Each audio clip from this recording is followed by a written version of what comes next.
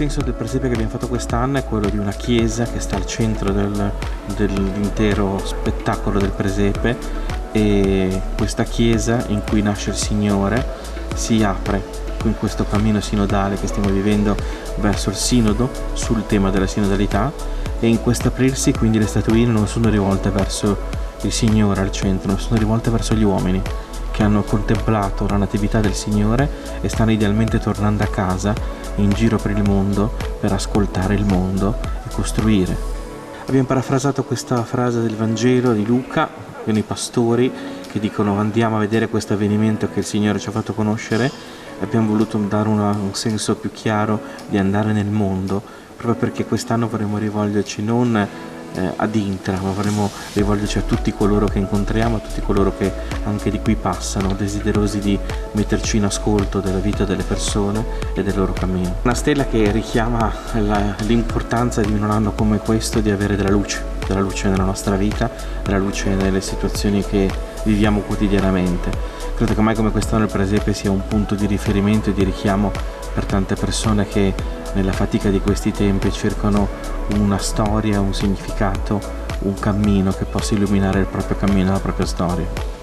I tre magi rappresentano quello che in qualche misura siamo tutti noi nel momento in cui riconosciamo il Signore, disponibili a mettersi in gioco e a dare quel tesoro che ciascuno di noi porta, che non è semplicemente un tesoro fatto di cose preziose, ma il tesoro del nostro cuore, la disponibilità a far cambiare quello che di più profondo abbiamo dentro.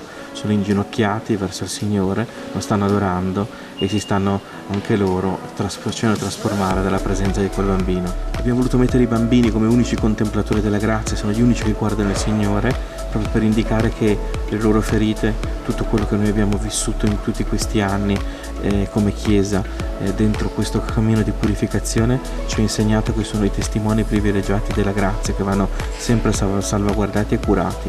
E poi le altre persone che si incontrano e che incontrandosi generano quella dinamica di ascolto e di carità che è propria di una Chiesa che non è ferma su se stessa, ma è in uscita e raggiunge ogni uomo su questa terra. Ecco, per chiudere vogliamo ricordare gli autori di questo presepe. Sì, sono i ragazzi del gruppo giovani della parrocchia, ragazzi delle scuole superiori, che hanno pazientemente durante queste serate di dicembre, in piccolissimi turni da 2 per evitare assembramenti, costruito questo presepe passandosi le consegne di sera in sera, sotto la regia di alcuni adulti che sono stati molto disponibili nel guidarli in questo lavoro semplice, ma che vuole raccontare anche un cammino che non è soltanto il cammino della Chiesa intera, ma anche di questa piccola comunità di santi.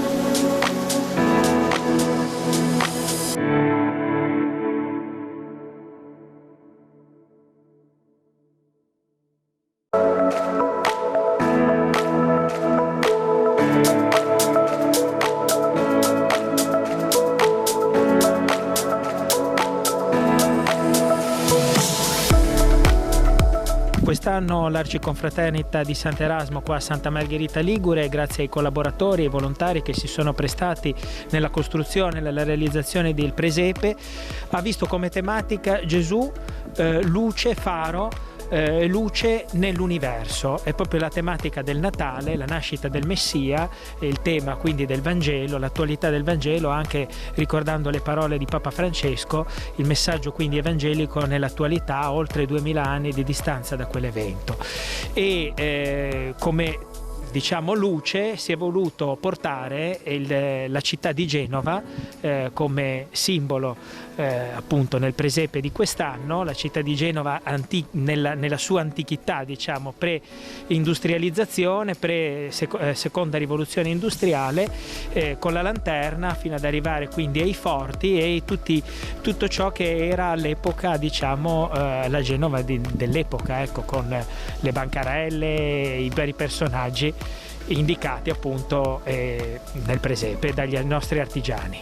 Ecco, l'Lanterna che domina molto luminosa appunto tutto il presepe. Assolutamente sì, la Lanterna di Genova che domina, appunto è il faro e quindi la tematica anche del Natale, che diciamo la luce, come la nascita di Gesù, una luce quindi nell'universo. Questo è proprio il significato di quest'anno. Invece andiamo un po' nei particolari, no? Intanto alle spalle vediamo che è notte, si sentono già i tuoni, perciò è rappresentata anche la burrasca coi lampi.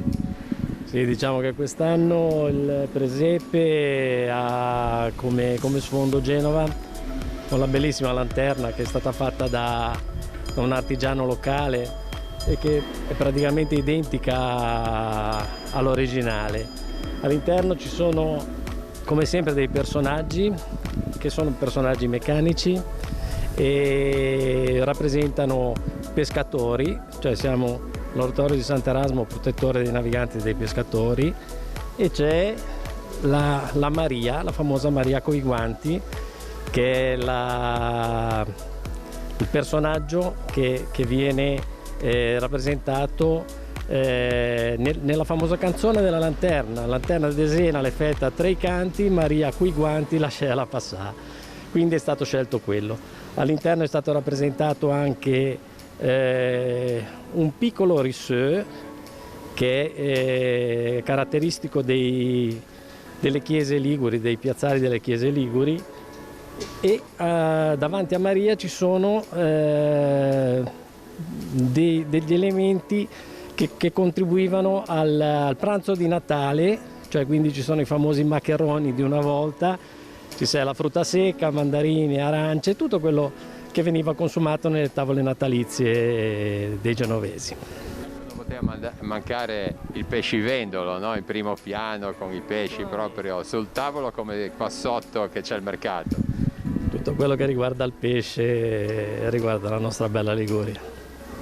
Andrea, tradizionalmente è molto sempre fatto con cura e anche un presepe impegnativo. Assolutamente sì, è tutto curato, voglio ancora ricordarlo, da collaboratori e volontari dell'Arciconfraternita, qui di Sant'Erasmo in Santa Margherita. È un presepe che ha una tradizione ormai di vari decenni e diciamo che ha come tema sempre dei presepi anche un po' impegnativi, difatti è da oltre un mese prima di Natale che ci lavorano, e sempre così, è sempre stato così, e la caratteristica anche negli anni precedenti, io mi ricordo il tema marinaresco comunque è sempre predominante nel nostro oratorio. Ecco, per chiudere, sì, ricordiamo tutti quelli che hanno collaborato. Noi oggi è il giorno di Epifania, siamo arrivati un po' anche all'improvviso, perciò insomma sentiamo così un vostro commento, ma dietro a voi ci sono diverse persone. Assolutamente sono davanti a noi, non sono dietro a noi. Sono quelli che effettivamente tutti gli anni collaborano per la costruzione di questo presepe. Ci sono artigiani di tutti i tipi, elettricisti, adesso ultimamente mixer per le canzoni. Cioè, un ringraziamento enorme a queste persone qui, che viene ripagato dall'affluenza che si vede, che abbiamo avuto e che continuiamo a avere in questi giorni. C'è una particolarità, ho visto il fumo, un camino che fumo, come si fa? Ah, guardi, non lo stia a chiedere a me che non sono il tecnico, non sono il tecnico. Comunque, cioè, chiaramente è uno dei tanti effetti che la gente percepisce immediatamente.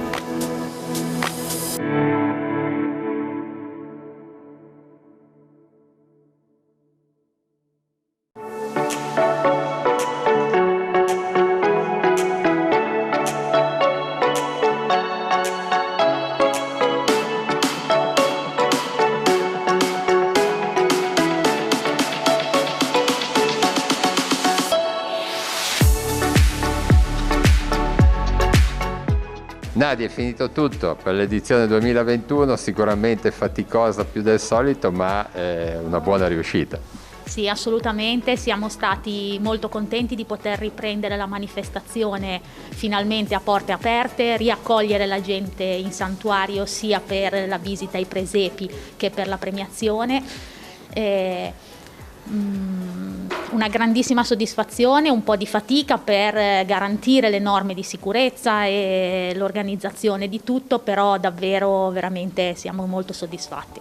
Ecco, quanti presepi vediamo alle nostre spalle? Ci sono 2 piani, insomma, presepi anche di un certo volume. Sì, andiamo dal mini al non tanto mini, però comunque diciamo abbiamo quest'anno una 60ina di presepi dove veramente gli autori hanno dato sfogo a tutta la loro creatività, hanno creato delle piccole meraviglie. Bambini, adulti, famiglie, scuole, tutti si sono dati da fare ed è sempre incredibile come questi presepi rispecchino un po' la situazione che si vive, il nostro periodo storico, quello che le persone vivono nella vita di tutti i giorni, lo trasportano poi nelle loro creazioni. Nadia, parliamo dei 3 assoluti, perché poi ci sono diverse classifiche, direi di citare, no? Cominciando dal terzo, di Sara Garbarino, di Chiavari, il villaggio delle zucche, inconfondibile, si nota subito. Non si poteva non identificare questo presepe, e qui nel corridoio del primo piano sono diversi così, per usare il termine corretto.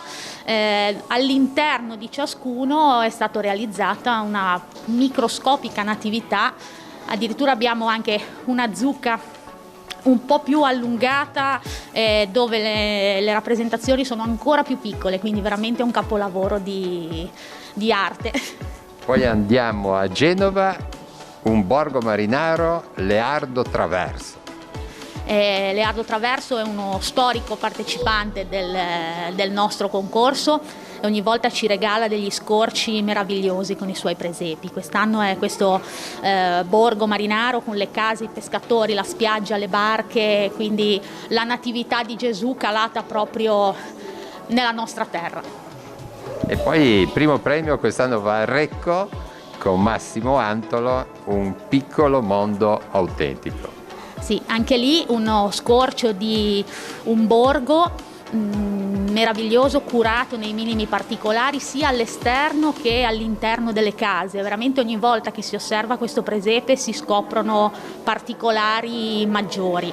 La Madonna che copre il bambino, le persone che cucinano, veramente meritava assolutamente il primo premio e le persone hanno colto tutto il lavoro che c'era dietro questo presepe. È un piccolo borgo autentico perché autentica la vita di questi signori che faticano e vivono la loro esistenza in mezzo a piccole cose che sono grandi, perché c'è un'abbondanza di generi alimentari, per cui si vede la vita nel borgo, nelle case, e poi c'è Gesù Bambino che nasce in disparte in una capanna, però diciamo questo è il borgo autentico nel senso autentico di valori. Non è un borgo di Recco. No, è un borgo fantastico, sono le cose che si creano all'interno della nostra mente, per cui viene filtrato tutto e si cerca di fare del proprio meglio. Niente, io ho creato l'ambientazione, ho costruito tutto quello che è il presepe. Le statuine le ho scelte da artigiani che riescono ancora a sopravvivere e a produrre cose di alta qualità. C'è un bel movimento. A me sembrava incantevole, quindi ho cercato di inquadrarlo in questa rappresentazione. Diciamo, le persone brave sono veloci, io sono lentissimo, non sono mai soddisfatto, sono impreciso, però il presepe ti consente di essere impreciso, di rimediare agli errori, anzi, da un errore escono fuori anche a volte delle cose interessanti, e quindi questo è il presepe. Ecco, ci ha raggiunto in postazione Fabio Guidoni, che da storica presenza per il secolo XIX.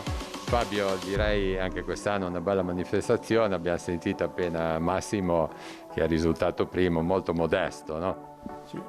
Secondo me è una grande opera, io l'ho definito un capolavoro, lui mi ha risposto i capolavori sono altri, però nei particolari, in una misura molto ristretta, Massimo è riuscito a mettere tutti gli elementi essenziali. Mi ha colpito il ronfò che avevamo nelle vecchie cucine di una volta, che è dentro, con tutte le piastrelle, è una cosa veramente interessante che mi fa tornare giovane.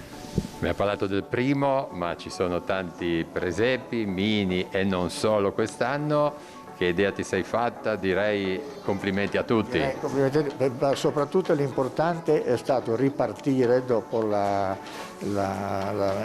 l'edizione numero 40 che è andata online, però di presenza è tutta un'altra cosa. Ho visto una buona partecipazione, un livello di qualità anche ai bambini e anche oggi alla premiazione molte persone, quindi significa che la macchina di padre Costanzo e dei suoi collaboratori, Caprini, la Nadia e gli altri, è ripartita bene.